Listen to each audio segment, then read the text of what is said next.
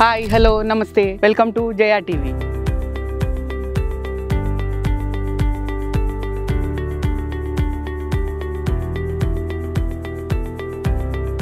ఈరోజు వచ్చేసి మనము నెర్రపల్లి విలేజ్ లోకి వచ్చామండి. ఇక్కడ ఒక ఫామ్ ప్లాట్ ప్రాజెక్ట్ గురించి Hyderabad to Vijayawada highway just LB Nagar metro station నుంచి మనకి 27 km లో ఈ ప్రాజెక్ట్ ఉందండి. చాలా నియర్ బై. ఇక్కడ ఆల్రెడీ డ్రిప్ ఇరిగేషన్ పెట్టారు, ఫ్రూట్ ప్లాంట్స్ పెట్టారు, కొంతమంది ఫామ్ హౌసెస్ కూడా కట్టుకున్నట్టుగా కనిపిస్తున్నారు. ఇక్కడ ఇద్దరు ఎక్కడో దూరం పోయి 10,000 12,000 పెట్టే కంటే సిటీకి దగ్గరలో ఓన్లీ 27 kilometers లో మనకి 6,500 per square yard లో ఈ ప్రాపర్టీ వస్తుంది. గుంట 2 గుంటలు 5 గుంటలు ఆ రేంజ్ లో ప్లాట్స్ ఉన్నాయి. ల్యాండ్ లార్డ్ కి వచ్చిన ప్లాట్స్ మటుకు మేము సేల్ చేస్తున్నాం. ఇప్పుడు ఇందులో మనకు ఒక 20 ప్లాట్స్ వరకు వచ్చాయి. ప్రస్తుతం ఇక్కడ 8,500 ప్రైస్ నడుస్తుంది. కాకపోతే ల్యాండ్ లార్డ్ షేడ్ మనకి 6,500 per square yard. Surrounding developments ని కనుక మనం చూసుకుంటే ఇటు సాగర్ హైవే కానివ్వండి, అక్కడ విజయవాడ హైవే కానివ్వండి, రెండింటి మధ్యలో ఉంది ఈ ప్రాజెక్టు. ఇక్కడ మనం చెప్పుకోవాలంటే దండుమైలారం విలేజ్ కూడా ఇక్కడ చాలా దగ్గర, మనకు నెర్రపల్లి విలేజ్ కూడా దగ్గర. ఆ రెండు విలేజెస్ కి మధ్యన ఈ ప్రాపర్టీ ఉందండి. ఇప్పుడు మనం 6,500 లో తీసుకుంటే మనం రాబోయే 3-4 years